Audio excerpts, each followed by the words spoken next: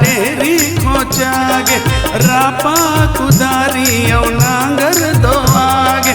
ये हमर पहली तिहार रे भैया मोर आज हरेली तिहार रे संगी मोर आज हरेली तिहार।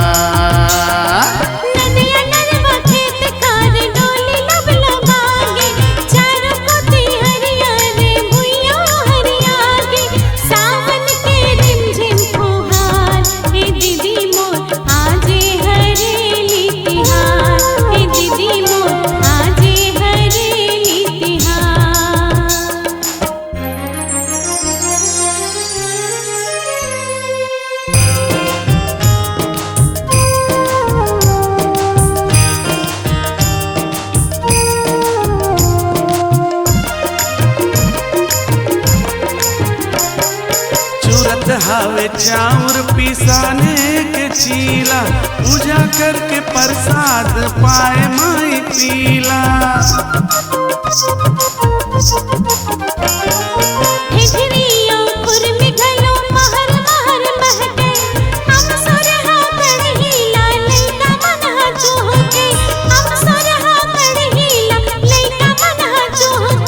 मगन हवे जम्मो परिवार रे भैया मोर आज हरेली तिहार रे संगी मोर आज हरेली तिहार।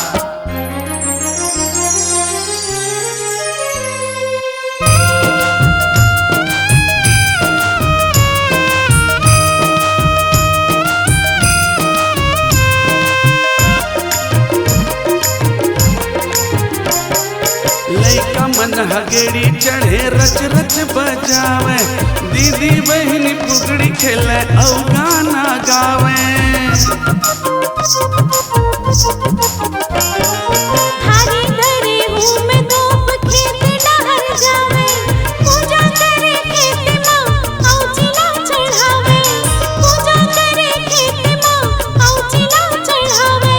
मानते हैं मिलके तिहार भैया मोर आज हरेली तिहार रे संगी मोर आज हरेली तिहार।